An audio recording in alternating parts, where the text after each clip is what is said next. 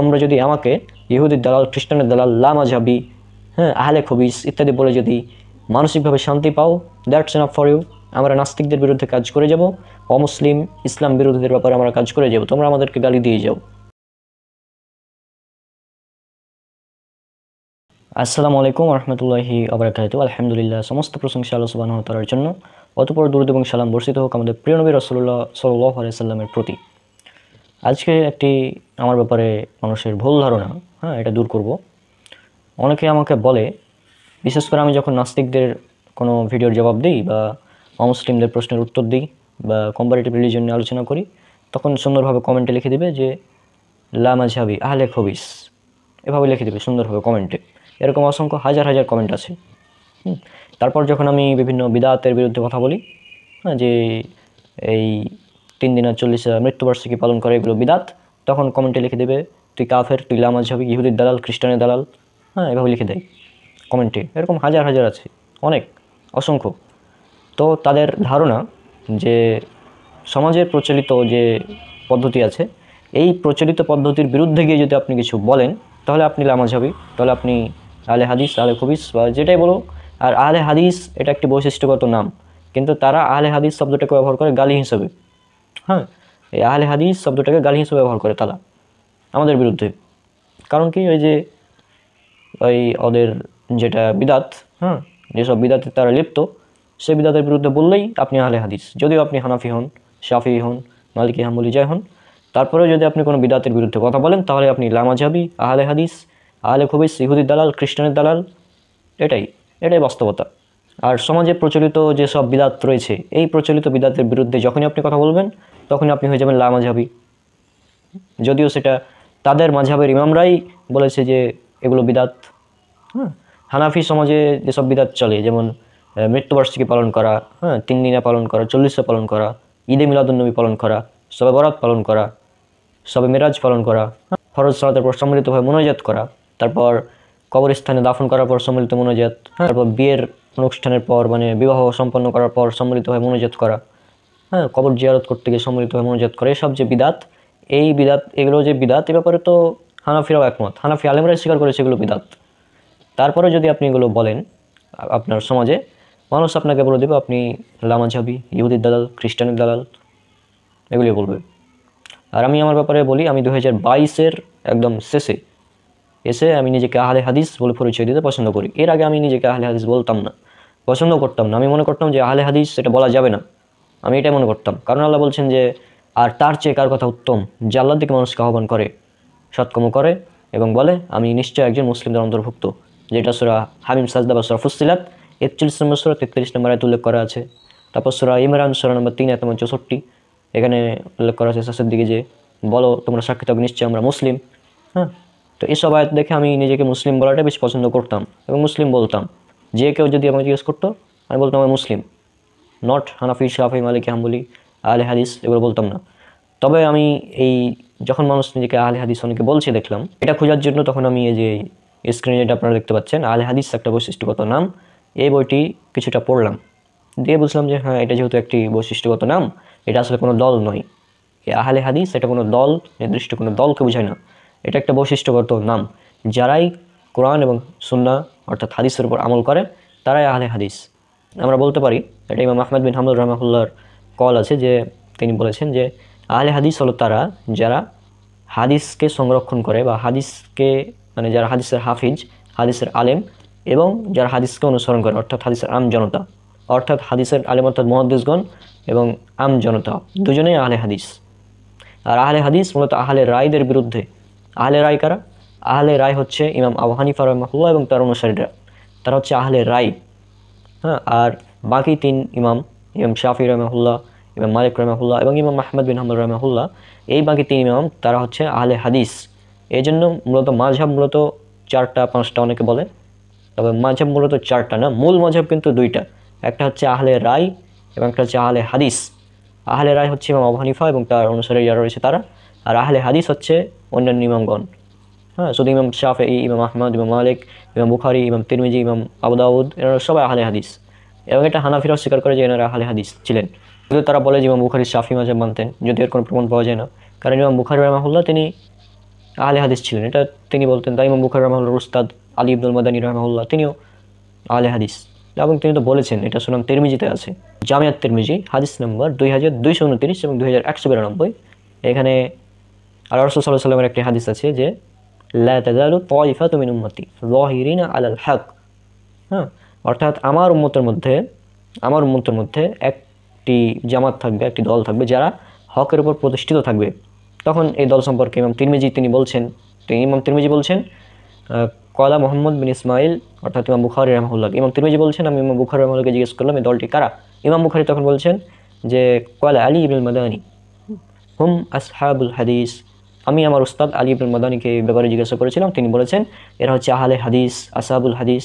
আসহাবুল হাদিস বলেন, আহলে হাদিস বলেন, এগুলো সবই সেম জিনিস। তো মূলত এটা হচ্ছে মূল ঘটনা, যে যখনই আপনি এই সমাজের প্রচলিত নিয়ম বাপদাদা থেকে চলে আসছে এগুলোর বিরুদ্ধে কথা বলবেন, তখনই আপনি আহলে হাদিস। যদি আপনি হানাফি মাযহাব মানেন বা শাফি মাযহাব মানেন, যেটাই আপনি যদি মানে সমাজের প্রচলিত যে নিয়ম আছে এটার বিরুদ্ধে গেলে আপনি আহলে হাদিস, লা মাযহাবী। আর লা মাযহাবী বলতে কি বুঝায়? লা মাযহাবী মানে তো যদি উর্দু বা হিন্দিতে ধরি লা মাযহাবী মানে, তাহলে যার কোনো ধর্ম নাই, যে কোনো ধর্ম মানে না, লা মাযহাবী তাকে বলা হয়, যে ইসলাম মানে না। হ্যাঁ, এক কথায় কাফের। আর লা মাযহাবী বলতে আমাদের যারা হানাফি মাযহাব অনুসরণ করে তাদের মধ্যে অনেকে বুঝে যারা কোনো মাযহাব মানে না, মানে আবু হানিফাকে মানে না, ইমাম শাফিঈকে মানে না, ইমাম আহমদ বিন হাম্বলকে মানে না, মানে কোনো ইমামকে যারা মানে না তারা নাকি লা মাযহাবী। এটা তারা বলে। যাই হোক, যদিও আমরা তো হাদিস তো নিজের মতো বুঝি না, আমরা বুঝি সলফে সলেহিন যারা রয়েছেন হাদিসের মুহাদ্দিসগণ, ইমামগণ, তাদের বুঝে অনুযায়ী আমরা হাদিসকে বুঝি। আমরা তো নিজের মতো করে হাদিস বুঝি না, তাই না? সুতরাং আমাদেরকে লা মাযহাবী বলাটা আসলে ভুল। এখন আমার কথা হচ্ছে যে একটা উদাহরণ দিই। আসরের ওয়াক্ত হানাফি মাযহাব অনুযায়ী, মানে হানাফিরা যে নিয়ম পালন করে সেটা অনুযায়ী তারা 2 ছায়ার পরে সলাত আদায় করে। বর্তমান টাইমের কথা বলি, বর্তমানে হানাফিরা আসরের সলাত আদায় করে 4:30টার পর, অর্থাৎ 4:30 থেকে 5:30-এর মধ্যে, মানে এই 4:30টার পর। আর আহলে হাদিস যারা, তারা আদায় করে 3:30টার পর থেকে 4:30টার আগেই, মানে প্রথম ওয়াক্তে। আর হানাফিরা মধ্যম ওয়াক্তে মানে এটা আদায় করে। যদি আপনি হিদায়া খুলেন, হিদায়া প্রথম খণ্ড ইসলামিক ফাউন্ডেশন থেকে ছাপানো, সেখানে আপনারা স্পষ্টভাবে দেখতে পাবেন যে ইমাম আবু হানিফা রাহিমাহুল্লাহ তার 2 ছাত্রের মত হচ্ছে যে আসরের সালাত আদায় করতে হবে যখন বস্তুর ছায়া মানে 1 গুণ হয়, মূল ছায়া তার সাথে 1 গুণ যখন হবে তখন আসরের সালাত আদায় করতে হবে। এটা ইমাম আবু হানিফার প্রসিদ্ধ 2 ছাত্র ইমাম আবু ইউসুফ, ইমাম মুহাম্মদ, তাদের মত। এমনকি এটা ইমাম আবু হানিফার সর্বশেষ মত। আবু হানিফার সর্বশেষ মত এটা। এটা আবু হানিফা রাহিমাহুল্লাহ তার প্রথম দিককার মত ছিল 2 ছায়ার পরে পড়তে হবে, কিন্তু পরবর্তীতে তার মত পরিবর্তন করে তিনি করেছেন যে না, 1 ছায়ার পরে করতে হবে। আর বাকি 3 ইমাম, ইমাম মালিক রাহিমাহুল্লাহ, ইমাম শাফি রাহিমাহুল্লাহ, ইমাম আহমদ বিন হাম্বল রাহিমাহুল্লাহ, তারা তো এই 1 ছায়ার পরেই তাদের মাযহাব, তো এটা সবাই জানে। যদি আপনি গুগলে যে কোনো অ্যাপস ডাউনলোড করেন তো সেখানে আহলে হাদিস পাবেন না, পাবেন হানাফি আর শাফি মালিকি হাম্বলি দেখতে পাবেন। সেখানে যদি আপনি শাফি মালিকি হাম্বলি সিলেক্ট করে দেন তাহলে দেখবেন যে আপনার আসরের ওয়াক্ত যেটা আওয়াল ওয়াক্ত সেটা দেখাবে। কিন্তু যদি হানাফি মাযহাব সিলেক্ট করেন তাহলে 4:30টার পরে দেখাবে। এটা হচ্ছে মূল কাহিনী, যে তারা আসরের সালাতকে দেরি করে আদায় করে। আর আমরা আহলে হাদিসরা, আহলে হাদিস শুধু না, শাফিঈ, মালিকি, হাম্বলি, এমনকি ইমাম আবু হানিফা 2 ছাত্র না, আরও ছাত্র আছে, ইমাম জুফার রাহিমাহুল্লাহ, তারপর আরও অনেক আছে। আর অনেক ইমাম আবু হানিফা একাই, মানে আবু হানিফার একটা মত ছিল পূর্বে, যেটাকে তিনি পরবর্তীতে পরিবর্তন করেছেন, কিন্তু হানাফিরা সেটাকে ধরে রেখেছে, আগেরটা ধরে রেখেছে। এগুলো কি বলবো আর। এখন যদি আমরা কেউ আগে নামাজ পড়ি আসরের, তখন বলে যে আসর রক্ত আসেনি। আজীব ব্যাপার। মানে আবু হানিফা রাহিমাহুল্লাহর মত আছে, তার 2 ছাত্রের মত আছে, 3 মাযহাবের ইমামের মত আছে, তারপরেও নাকি আসরের রক্ত আসেনি। এখন একটা কথা বলি, তো ইমাম মালিক রাহিমাহুল্লাহ, ইমাম শাফিঈ রাহিমাহুল্লাহ, ইমাম আহমদ বিন হাম্বল রাহিমাহুল্লাহ এবং কি ইমাম আবু হানিফা রাহিমাহুল্লাহ একটি মত আছে, তাহলে 4 ইমাম এক মত যে আসরের সালাত আদায় করতে হবে যখন বস্তুর ছায়া 1 গুণ হবে। 4 ইমাম এক মত। আর অপরদিকে ইমাম আবু হানিফার একটি মত যে বস্তুর ছায়া যখন দ্বিগুণ হবে তখন আসরের সালাত আদায় করতে হবে। এখন যে ব্যক্তি 4 ইমামের মাঝহাব মানলো সে লা মাযহাবী, নাকি যে এক ইমামের একটা বিচ্ছিন্ন মতকে মানলো সে লা মাযহাবী? কোনটা যৌক্তিক? মানে একটা জিনিস আপনারা চিন্তা করুন, যে আমরা ইমাম মালিক রাহিমাহুল্লাহ, ইমাম শাফিঈ রাহিমাহুল্লাহ, ইমাম আহমদ বিন হাম্বল রাহিমাহুল্লাহ, ইমাম আবু হানিফার 3 জন ছাত্র, ইমাম মুহাম্মদ, ইমাম আবু ইউসুফ এবং ইমাম জুফার রাহিমাহুল্লাহ, এমনকি ইমাম আবু হানিফা রাহিমাহুল্লাহ নিজেও আছে। তো আমরা 7 জন ইমামের মত মানলাম। 7 জন ইমামের মত মেনে আউয়াল ওয়াক্তে আসরের সালাত আদায় করলাম, আর আমরা হয়ে গেলাম লা মাযহাবী। আর তারা একজন ইমাম আবু হানিফার শুধু একটি বিচ্ছিন্ন মত, যেটা আগের মত, যেটা থেকে তিনি পরিবর্তন করেছিলেন। হ্যাঁ, ভালো আলেমদের জিজ্ঞাসা করবেন এই ব্যাপারে, যে আসরের ওয়াক্তের ব্যাপারে আপনারা ভালো যারা আলেম, বড় বড় আলেম যারা হানাফি মাযহাবেরই, তাদের জিজ্ঞাসা করবেন। তারা এটা বলবে যে হ্যাঁ, ইমাম আবু হানিফা পরবর্তীতে তার মতকে পরিবর্তন করেছিলেন। এই জন্য তার দ্বিতীয় যেটা মত, যেটার সাথে চার ইমাম একমত, যেটার সাথে সবাই একমত অন্যান্য মাযহাবের। তো আমরা 7জন ইমামের মাযহাব মেনে লা মাযহাবী, আর ওরা একজন ইমামের একটি বিচ্ছিন্ন মত মেনে পাক্কা মাযহাবী হয়ে গেল। আজীব ব্যাপার, মানে এটা হাস্যকর ছাড়া কি বলবেন। আমাদের লা মাযহাবী বলে, অথচ প্রকৃত লা মাযহাবী তারাই আসলে সুবিধা মতো নিজের মাযহাবকে মানে। আর একটা উদাহরণ দিই, ইমামের পেছনে সূরা ফাতিহা পাঠ। হ্যাঁ, এই ব্যাপারে তো সরাসরি ওমর রাদিয়াল্লাহু আনহু তার ফতোয়া আছে। এটা আছে ইসলামিক ফাউন্ডেশন থেকে ছাপানো, সুনান দারাকুতনি, হাদিস নাম্বার 1183। এটা খুললে পেয়ে যাবেন ওমর রাদিয়াল্লাহু আনহুর ফতোয়া। যে তাকে এক সাহাবী এসে জিজ্ঞাসা করলেন যে আমি কি ইমামের পেছনে সূরা ফাতিহা পাঠ করবো? তো ওমর রাদিয়াল্লাহু আনহু তিনি বলেন হ্যাঁ পড়ো। তারপর তিনি আবার জিজ্ঞেস করলেন যদি আপনি ইমাম হন? তো তিনি বলেন যদিও আমি ইমাম হই তারপরও পড়ো। তারপরে তিনি আবার জিজ্ঞাসা করলেন যদি আপনি সশব্দে কিরাত পড়েন? তখন তিনি বলেন যদিও আমি সশব্দে কিরাত পড়ি তারপরেও তুমি পড়ো ইমামের পেছনে সূরা ফাতিহা। তো আমরা ইসলামের একজন খলিফা হয়ে গেলাম। হ্যাঁ, আর 4 মাযহাবের মধ্যে 3জন ইমাম শাফি রাহিমাহুল্লাহ বলছেন ফরজ, পড়তে হবে, না পড়লে নামাজ হবে না। ইমাম মালিক বলেছেন ওয়াজিব। বিশেষ করে ইমাম মালিকের যেটা মত, যখন ইমাম জোরে কিরাত পড়বে তখন চুপ থাকবে, যখন আস্তে কিরাত পড়বে ইমাম তখন পড়তে হবে। তো ইমাম মালিকও বলছে পড়তে হবে, ইমাম আহমদ বিন হাম্বল রাহিমাহুল্লাহ তিনিও বলছেন পড়তে হবে। তো 4 মাযহাবের ইমামের মধ্যে 3 মাযহাবের ইমাম বলছেন সূরা ফাতিহা পড়তে হবে ইমামের পিছনে। উমর রাদিয়াল্লাহু আনহু বলছেন পড়তে হবে। সাহাবীদের মধ্যে উবায়দা বিন সামিত রাদিয়াল্লাহু আনহু তিনি বলছেন পড়তে হবে। হুরায়রা রাদিয়াল্লাহু আনহু সাহাবী তিনিও বলছেন পড়তে হবে। এমনকি ইমাম বুখারী রাহিমাহুল্লাহ তো একটি বই রচনা করে দিয়েছেন এই ব্যাপারে, জুজুল কিরাত। তো এতগুলি ইমামের মত মেনে আমরা হয়ে গেলাম লা মাযহাবী। আর ওরা শুধু ইমাম আবু হানিফা রাহিমাহুল্লাহর একটি মত, যে ইমামের পেছনে সূরা ফাতিহা পড়ার প্রয়োজন নেই, হ্যাঁ, এই মতটিকে মেনে তারা হয়ে গেল পাক্কা মাযহাবী। আজীব ব্যাপার। তারপরে আরও একটি উদাহরণ দিয়ে দিই, আমরা যে রুকুতে যাওয়ার সময়, রুকুতে করার সময় রফলিয়া দেন, 2 হাত উত্তোলন করি। এ ব্যাপারে ইমাম শাফি রাহিমাহুল্লাহর মত আছে, ইমাম আহমদ বিন হাম্বল রাহিমাহুল্লাহর মত আছে, ইমাম মালিক রাহিমাহুল্লাহর মত আছে। 4 মাযহাবের 3 ইমাম একমত এ ব্যাপারে। আর অন্যান্য ইমাম তো আছে, ইমাম বুখারী তো একটি বই রচনা করে দিয়েছেন জুজুর রফলিয়া দাইন। হ্যাঁ, তো যাই হোক, আমরা এই 3 মাযহাবের ইমামের মত মেনে আমরা হলাম লা মাযহাবী, আর ওরা শুধুমাত্র ইমাম আবু হানিফার মত মেনে হয়ে গেল তারা পাক্কা খাঁটি মাযহাবী। আজীব ব্যাপার। তো এগুলো হাস্যকর না? মানে কি, মানে এগুলো নিয়ে আমি ইচ্ছাকৃত আলোচনা করতে চাই না। হ্যাঁ, তারপরেও যখন আমাদেরকে বলে লা মাযহাবী, ইহুদির দালাল, খ্রিস্টানের দালাল, আমার কথা হচ্ছে যে আহলে হাদিসরা ইহুদির দালাল, খ্রিস্টানের দালাল। হ্যাঁ, তো আসলে কোন ইহুদি আমাদেরকে এইসব আমল করতে বলেছে একটু আমাদেরকে দেখিয়ে দিবেন। যে এই যে আমরা যে জোরে আমিন বলি, এই জোরে আমিন বলাটাকে আসলে কোন ইহুদি বলেছে যে তোমরা জোরে আমিন বলো? অথচ আমরা দেখি ইবনে মাজার যে হাদিস 856 নম্বর, আল্লাহ রাসূল সাল্লাল্লাহু আলাইহি ওয়াসাল্লাম তিনি বলছেন যে ইহুদিরা তোমাদের 2টি বিষয়ে সবচেয়ে বেশি ঈর্ষান্বিত হয়, সেটা হচ্ছে তোমাদের সালাম এবং আমিনের ব্যাপারে। তো আমরা এখানে দেখতে পাচ্ছি জোরে আমিন শুনলে ইহুদিরা ঈর্ষান্বিত হয়। এই হাদিসের মর্মার্থ কিন্তু এটাই। কিন্তু আমরা জোরে আমিন বলে হয়ে গেলাম ইহুদির দালাল, আর তোমরা আস্তে আমিন বলে একদম খাঁটি মুসলমান। মানে বিষয়টা কেমন, তাই না? জোরে আমিন বলার ব্যাপারে 3জন ইমামের মত আছে। আবু হানিফা রাহিমাহুল্লাহর মত এ ব্যাপারে নাই, তবে ইমাম শাফিঈ, ইমাম আহমদ এবং মালিক রাহিমাহুল্লাহ আছে। সব দিকে দেখবেন যে আমাদের যখনই মাসালাগুলো দেখব, ইমাম শাফিঈ, ইমাম মালিক, ইমাম আহমদ বিন হাম্বল আছে আমাদের সাথে। তারপরে আমরা লা মাযহাবী, 3জন ইমামের মত মেনে আমরা লা মাযহাবী। আর ওরা একজন ইমামের বিচ্ছিন্ন মত মানবে, ওটা মানে তারা খাঁটি পাক্কা মাযহাবী। আজীব ব্যাপার। মানে এটা যে নিয়ে যেতে আলোচনা করতে যাই, এবং আমি এটা বলে দিই, হয়তো এটার ব্যাপারে আমরা আলোচনা করব আমাদের টিমের বিভিন্ন মেম্বারকে নিয়ে, প্রতিটা ইখতিলাফি বিষয়। হ্যাঁ, ইমাম পেছনে সূরা ফাতিহা পাঠ, হ্যাঁ, রফল ইয়াদাইন, সশব্দে আমিন বলা, হ্যাঁ, ফরজ সালাতের পর সম্মিলিত মুনাজাত করা যাবে কি যাবে না, তারপর যত রকমের মতভেদপূর্ণ মশালা আছে, এই মশালাগুলো নিয়ে আমরা একটি মানে ধারাবাহিক অনুষ্ঠান করব, লাইভ অনুষ্ঠান ইনশাল্লাহ। এটা হয়তো কয়েক বছর পর, এবং তাদের মাযহাবের ঘরের বই থেকে ফতোয়া দেখানো হবে, যে তাদের মাযহাবের ইমামদের থেকে আমরা দেখব যে আমাদের মতটা বেশি শক্তিশালী, আহলে হাদিসদের যেটা মাযহাব, অর্থাৎ শাফিঈ, মালিকি এবং হাম্বলি। ওই যে বললাম আসরের ওয়াক্ত আমাদেরটা স্ট্রং, আউয়াল ওয়াক্তে সালাত আদায় করা। সুনান আবু দাউদ 426 নম্বর হাদিস, রাসূল সাল্লাল্লাহু আলাইহি ওয়াসাল্লাম বলছেন যে আউয়াল ওয়াক্তে সালাত আদায় করা উত্তম।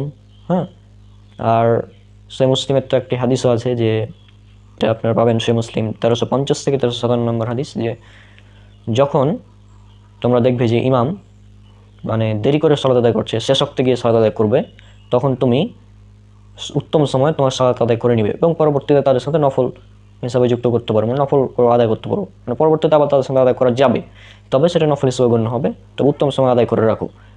হ্যাঁ, সহিহ মুসলিম 1320 1320 নম্বর হাদিস। রাসূল সাল্লাল্লাহু আলাইহি ওয়াসাল্লাম বলেছেন যে তোমরা যদি তোমাদের প্রতিপালককে সেদিন দেখবে সচক্ষে, যদি তোমরা এটা চাও তাহলে উত্তম সময় আউয়াল ওয়াক্তে সালাত আদায় করে রাখো, বিশেষ করে ফজর এবং আসরের সালাত।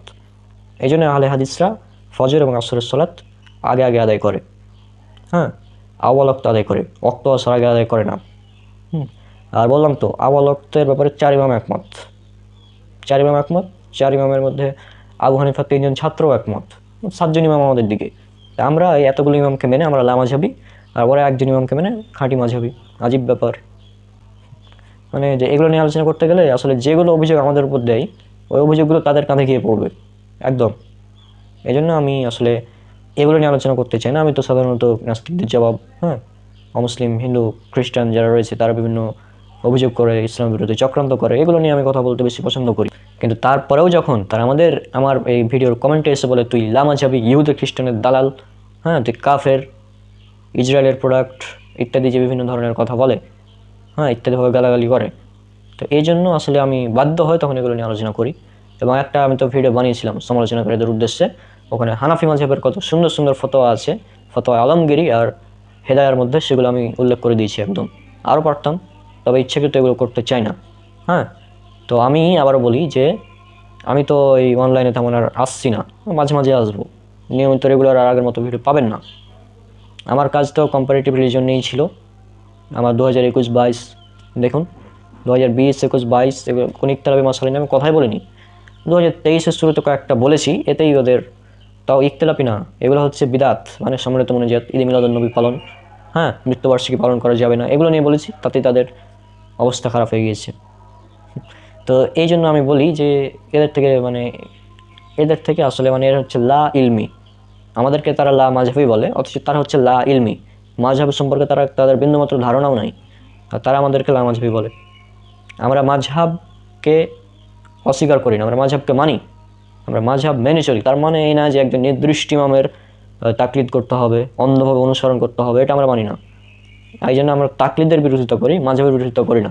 মাযহাব এবং তাকলিদ এ নিয়ে আমার একটা বিস্তারিত ভিডিও আছে 39 মিনিটের, সেটা দেখবেন, ক্লিয়ার হয়ে যাবেন মাযহাব কোনটা, তাকলিদ কোনটা। তো এই আর ব্রাদার রাহুল ভাইয়ের একটি বই আছে তাকলিদ বিভ্রান্তি নিরসন, সেটা পড়তে পারেন, তাহলে আরও ডিটেলসভাবে ক্লিয়ার হয়ে যেতে পারবেন। তো আমরা এটাই করি যে আমরা কোরআন এবং সহিহ হাদিসকে মেনে চলি, যদিও সেটা যখন আমরা দেখি যে আমাদের ইমাম শাফি, মালিক, আহমদ বিন হাম্বল রাহমাহুল্লাহ এই মতটি কোরআন এবং হাদিসের বিরুদ্ধে, তখন আমরা ওই মতটিকে ছুঁড়ে ফেলে দিই আর কোরআন এবং হাদিসের মতকে গ্রহণ করি। আমরা এটা করি, আমরা কারো তাকলিদ করি না নির্দিষ্টভাবে কারো, কিন্তু ওরা আবু হানিফার তাকলিদ করে, নির্দিষ্টভাবে একজন ইমামের তাকলিদ করে। হ্যাঁ, তা আবার মাত্র 3 থেকে 4% মাসালাতে, বেশি না। অধিকাংশ মাসালায় আবু হানিফারকে মানে না, আকিদায় তো একেবারেই মানে না, আকিদায় তো ইমাম আবু হানিফাকে মানাই যাবে না তাদের মতে। তো যাই হোক, এগুলো নিয়ে আর কথা বলছি না, আজকে বিদায় নিচ্ছি। আর আমি বলি যে আমি কারো তাকলিদ করি না, আমরা মাযহাবকে মানি, তবে মাযহাবের অন্ধ অনুসরণ করি না। আর আমি তো বলেছি আগে, অনেকবার বলেছি যে আমি ইমাম শাফি রাহমাহুল্লাহর মাযহাব এটা ফলো করি। মাযহাবের মতগুলোকে দেখে মানি, যেটা বেশি স্ট্রং কোরআন হাদিসের নিকটবর্তী সেটাকে মানি। এই মাযহাবের এতগুলো স্ট্রং মতকে মেনেও যদি আমরা লা মাযহাবী হই, তাহলে দ্যাটস এনাফ ফর ইউ। তোমরা যদি আমাদেরকে লা মাযহাবী বলে, ইহুদির দালাল বলে, আমাদেরকে ইসরায়েলের প্রোডাক্ট বলে শান্তি পাও, দ্যাটস এনাফ ফর ইউ। তোমরা যদি আমাকে ইহুদির দালাল, খ্রিস্টানের দালাল, লা মাযহাবী, হ্যাঁ, আহলে খবিস ইত্যাদি বলে যদি মানসিকভাবে শান্তি পাও, দ্যাটস এনাফ ফর ইউ। আমরা নাস্তিকদের বিরুদ্ধে কাজ করে যাব, অমুসলিম ইসলাম বিরোধীদের ব্যাপারে আমরা কাজ করে যাব, তোমরা আমাদেরকে গালি দিয়ে যাও।